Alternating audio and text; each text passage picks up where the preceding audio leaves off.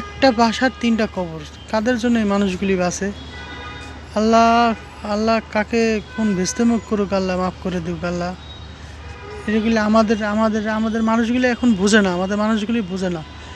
মানুষগুলি টাকার পিছে ছোটে, মানুষগুলি টাকার পিছে ছোটে। এত টাকা দিয়ে করবেটা কি? আজকে টাকা পয়সা নাই দেখে মানুষের কোনো দাম নেই। হ্যাঁ, আমি এই কবরের ভিতরে এসে বসে আমি ভিডিওটা করলাম। আমাকে আপনারা চিনবেন না।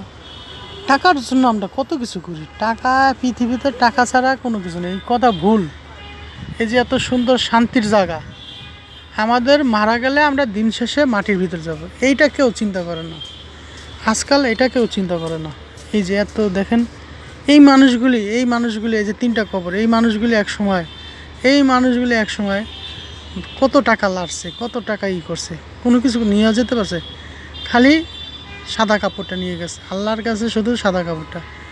আল্লাহ আজকে আমাকে মাফ করে দিক আল্লাহ। আমার আজকে টাকা পয়সা নাই দেখে অনেক অপমান, অনেক কিছু মানুষের কাছে অনেক কিছু অপমান হচ্ছি, অনেক কিছু হচ্ছি।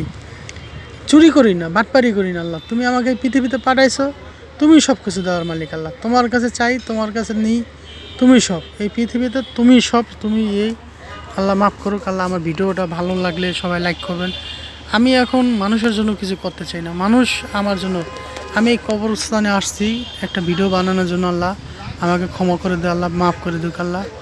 আমি সত্যি কথাই বললাম আজকে, বাস্তব।